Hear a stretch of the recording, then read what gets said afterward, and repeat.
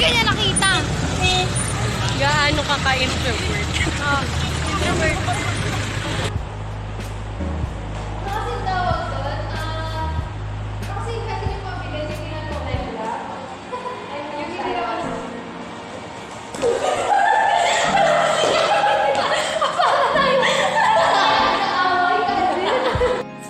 Hi guys. Mabait akong pinsan kaya tutulungan ko siya. Yan pa lang naman. Nandito kami sa 7-Eleven. Nilibre ako ni Kulin. Mabait siya eh. Ha? Ganon? Oo.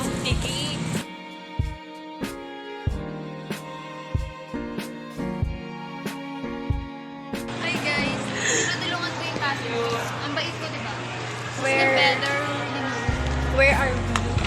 at the basement, Oh? BGN.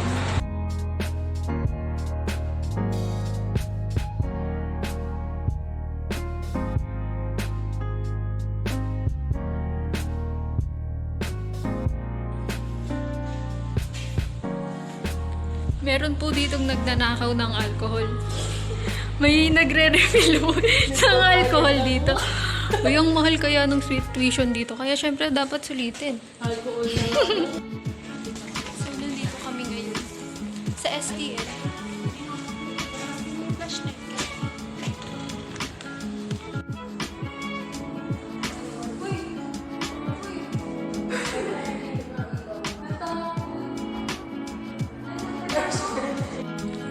Pauwi na kami ng maasim kong kasi. Kasi... Oo, umulan. Elsa, no? A few moments later.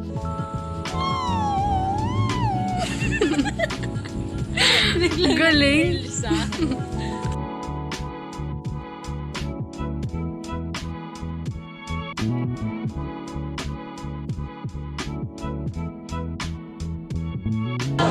Hi guys.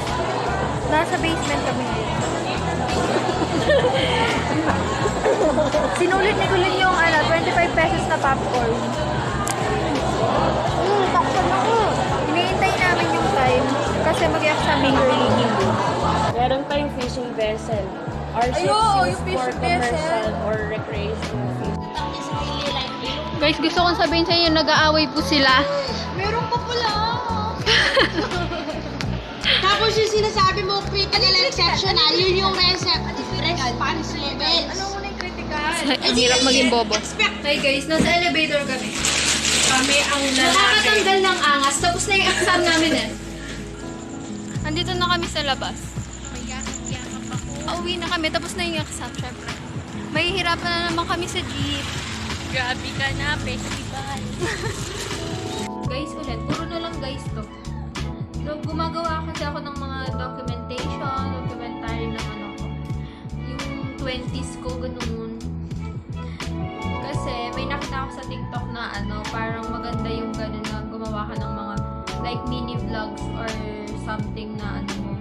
Tapos, 10 years from now or like kasi syempre diba, once ka lang magiging 20, 21, 22, so parang maganda din na magkaroon ka ng mga memories.